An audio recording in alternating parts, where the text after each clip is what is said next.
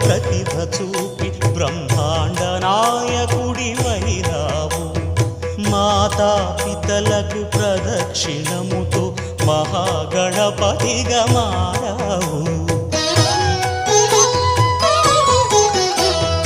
భక్తుల మొరలాలించి బ్రోచుటకు గజముఖ గణపతివైనావు.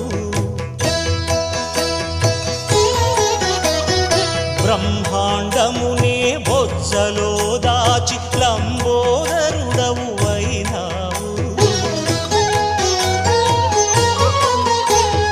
లాభము శుభము కీర్తిని పూర్వక లక్ష్మీ గణపతివైనావు. వేద పురాణములఖిల శాస్త్రములు కళలు చాటును నీ వైభవం. వక్రతుండమే ఓంకారమని విబుధులు చే